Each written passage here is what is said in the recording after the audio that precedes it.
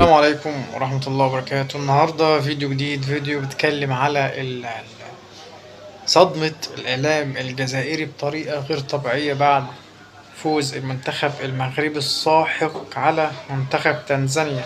النتيجة كانت 1-0 في المباراة، لكن كانت مباراة ممتعة ومباراة رائعة جدا جدا لأبناء المملكة المغربية الشريفة، علشان خاطر يدوا درس لأي واحد تسول له نفسه إن هو يفكر إن هو يتكلم على المنتخب المغربي.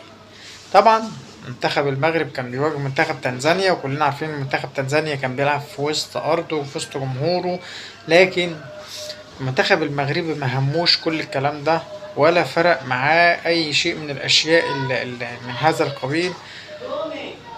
كل اللي هو عمله يا جماعة المنتخب المغربي لعب برجولة، لعب بشجاعة، ببسالة، وأدى المطلوب منه. كانت النتيجة إن منتخب المغرب قدر يفوز على منتخب تنزانيا العنيد.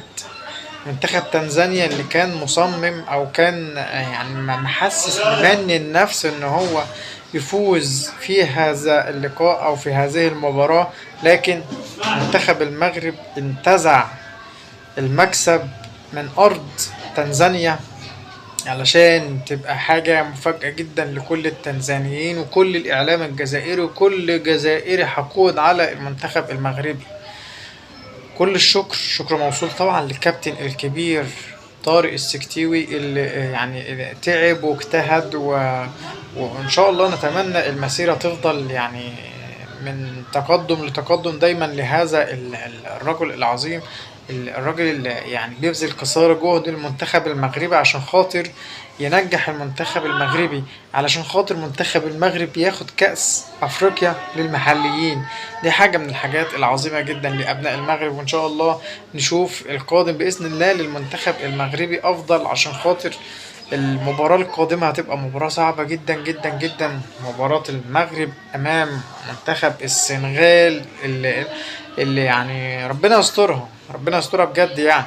بس اللي أنا متأكد منه إن إحنا هنشوف مباراة ممتعة، هنشوف مباراة رائعة، هنشوف مباراة من المباريات اللي تفكرنا كده بكأس العالم، تفكرنا بمعمعة دوري الأبطال أوروبا.